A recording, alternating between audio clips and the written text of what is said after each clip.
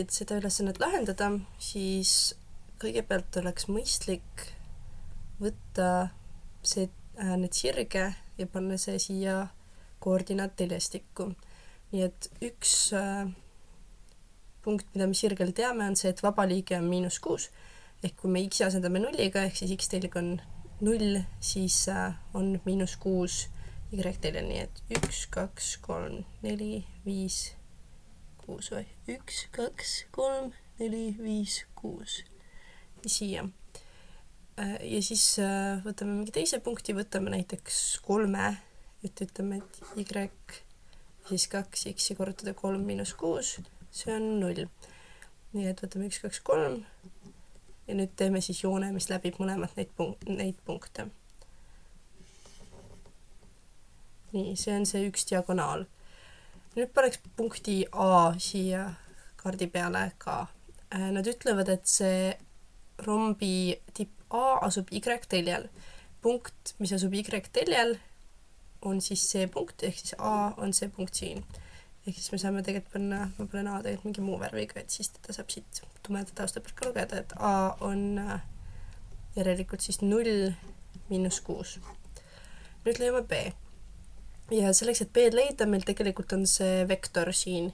Ja mida see vektor tähendab, on see, et me peame liikuma 7 paremale ja 4 siis üles. Nii-öelda, et kui ta oleks negatiivne, siis see tähendaks, et vasakule ja alla.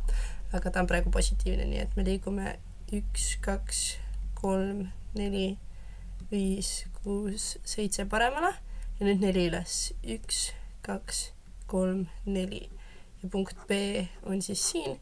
Ja me saame öelda ka, mis ta on, et ta on 1, 2, 3, 4, 5, 6, 7 ja -2. -2 siis sellest, et ta on y-teljel -2. Nii, ja nüüd meil on, ja me teame, et need tegelikult on ühendatud, sellepärast, et see on rombi üks külg. Nii et võtame siis, nii, see on rombi üks külg. Nii, nüüd me oleme kandnud need andmed, mis meil on, siia koordinaatteljastikku. Nüüd meilt küsitakse sirge võrrandit, millel asub rombi teine diagonaal. Et üks diagonaal meil on teada, see on see y võrdub 2x -6, mille me ka joonistasime siia. Nii et selleks, et leida seda teist diagonaali, me peame teadma rombi omadust, et rombi diagonaalid ristuvad. Rombi diagonaalid ristuvad. Ja siis me saame tegelikult nüüd leida selle niimoodi. Kuna me teame, et see sirge peab ristuma, siis teise sirgega, kus me ei tea neid kordajaid, A ja B on siis vaba liige ja A on siis see nii-öelda tõus. Aga me teame tegelikult seda, et kahe ristise sirge tõusude korrutis on -1. See on lihtsalt üks omadus, mida peaks teadma. Nii et 2A on -1. Ehk siis siit me saame tuletada, et A on -0,5.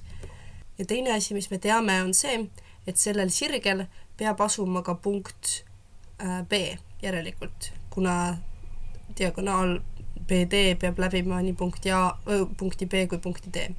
Nii et me saame põhimõtteliselt asendada, kõigepealt asendame selle tõusu siia, 5x pluss B, ja nüüd me võtame punkti B ja selle me arvutasime enne välja. See on 7 -2. Ja nüüd me asendame selle x ja y koordinaadi siia sellesse sirge võrrandisse.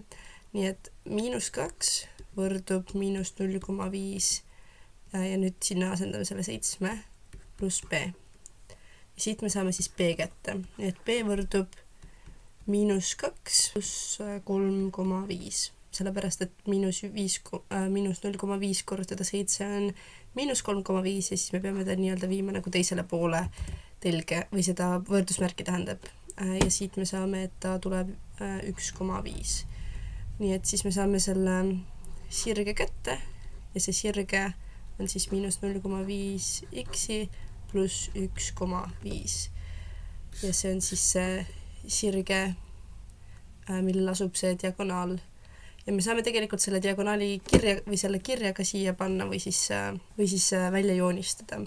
et ühte punkti me teame, üks punkt siin on B ja siis teine punkt, selle me saame arvutada, näiteks võtame, et mis ta siis on, kui ütleme, et kui on x on -1, nii et kui x on -1, siis on y võrdub -0,5 korrutada -1 pluss 0 või 1,5 ja see tuleb 2. Nii et 1, 2. Nii, ja siis me saame need ka ühendada omavahel joonega. Ja siis me teamegi juba neid kahte sirgeid, nii et me saan sellele ka tegelikult juurde kirjutada, või ilus on, et -0,5 x-i pluss 1,5. Ja nüüd me oleme koostanud sirge võrrandi, millel asus rombise teine diagonaal BD. Ja nüüd meil on vaja arvutada rombi kõrgus ja pindala. Kõigepealt mõtleme, mis on erinevad rombi pindala valemid. Nii et kui meil on rombi pindala, siis üks rombi pindala valem on loomulikult alus korrutada kõrgus, aga samuti on olemas näiteks see üks diagonaal korrutada teine diagonaal jagada 2-ga. Et mis me siin saame tegelikult juba leida on see, et meil põhimõtteliselt diagonaalid on väga lihtsasti leitavad. Et meil pool diagonaali on siin ja pool diagonaali on siin. Miks ma tean, et see on pool, see on sellepärast, et rombil on selline omadus, et rombi diagonaalid poolitavad teineteist. Poolitavad teineteist.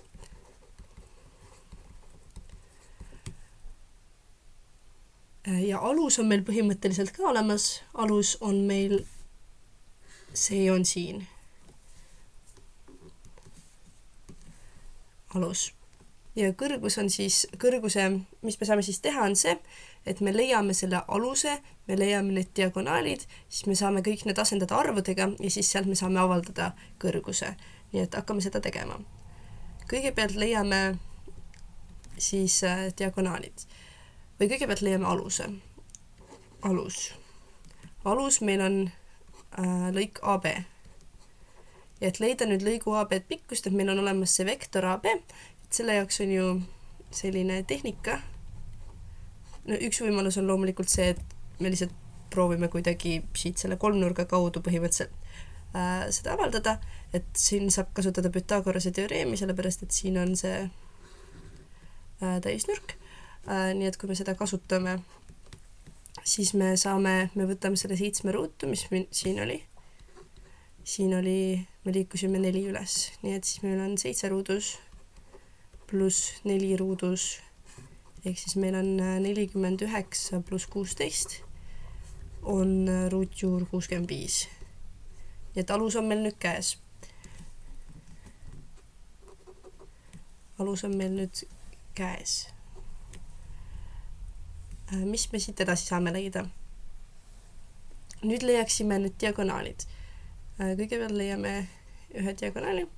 Selleks, et leida ühte diagonaali, me teame, märgime siia punkti O, et see on see ristumiskoht, kus need rombi diagonaalid omavahel ristuvad.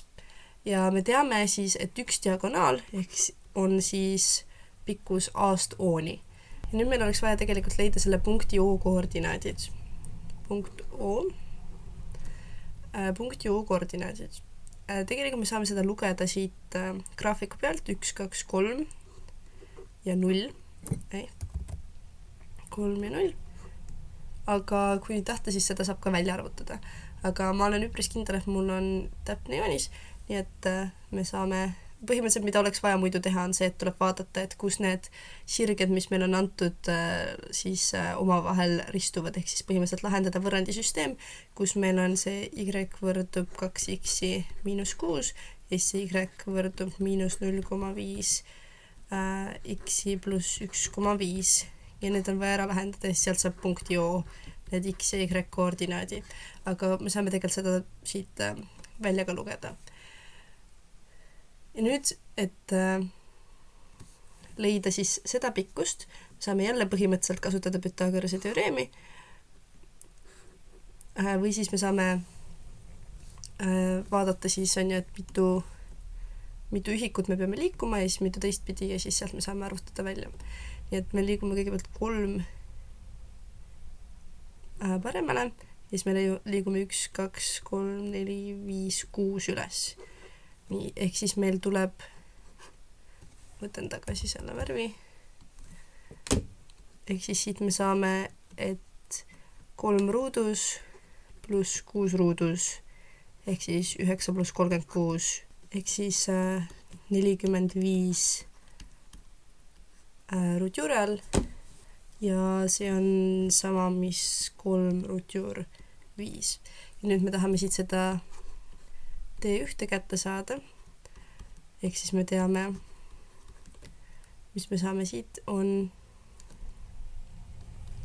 see, et ehk siis me saame, et T1 on 2 korda 3 ruutjuur 5, ehk siis see on 6 ruutjuur 5. Ehk siis T1 on käes, nüüd leiame T2 ja teeme T2 mingi teise värviga. Ja T2-l paneme T2 siia ja teeme siis selle sirge roosaks. Et nüüd seda T2 leida, see on põhimõtteliselt siis saame taas kasutada Pythagorase teoreemi, et leida siis see pikkus, mis on BO. Ja see on siis, kuna meil on siin 2 ühikut ja siin meil on 1, 2, 3, 4 ühikut, siis see on 4 ruudus pluss 2 ruudus, kõik see on ruutjuure all, ehk siis see on 16 pluss 4, ehk siis see on ruutjuur 20, ehk see on 2 ruutjuur 5 ja siit me, kui me tahame selle T2 avaldada, siis me saame, et T2 on 2 korda 2 ruutjuur 5, ehk siis see on 4 ruutjuur 5. Nii et nüüd meil on olemas mõlemad diagonaalid ja meil on olemas ka alus. Nii et nüüd me saame kasutada seda rombi pindala valemit. Ehk siis meil on alus korda kõrgus ja siis meil on üks diagonaal korda teine diagonaal jagada 2-ga. Tegelikult me oleks saanud ka ilma niimoodi, et me oleksime kasutanud lihtsalt seda kui me oleksime lihtsalt neid omavahel korrutanud, siis me oleksime saanud ka, et me ei oleks tegelikult pidanud teed avaldama, kui me ei oleks tahtnud või diagonaali siis pikkust, aga tegelikult vahet ei ole. Niisiis, alus me saime, et meil on ruutjuur 65 korrutada kõrgus ja see võrdub sama või see on sama, mis siis üks diagonaal, mis meil on siis 4 ruutjuur 5 korrutada 6 ruutjuur 5 ja see kõik jagada 2-ga. Ehk siis, mis me siit sedasi saame, on see, et meil on ruutjuur 65 ja siis teisel pool meil on 4 korrutada 6 korrutada 5 jagada 2-ga. Siit me saame taandada. Ehk siis siit me saame, et kõrgus on siis 60 jagatud ruutjuur 65-ga. Ehk siis kõrgus on leitud. Ja nüüd meil on vaja leida pindala. Ja pindala me saame lihtsalt leides, kasutades seda sama, mis me enne tahtsime kasutada, et leidmaks kõrgust, aga nüüd me lihtsalt ei avalda sealt kõrgust, vaid me lihtsalt kasutame nüüd seda pindala leidmiseks. Ehk siis, mis me siit saame, on see, et siin on 4 korrutada 6 korrutada 5, jagada 2-ga, jälle 2 taandame välja.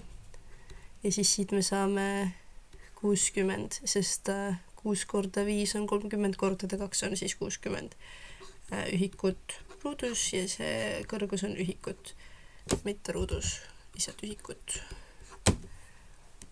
Nii et üks vastus on siin, teine vastus on siin ja siis see, mis me vahepeal pidime leidma, on veel siin. Nii et see on üks viis, kuidas seda ülesannet saab lahendada.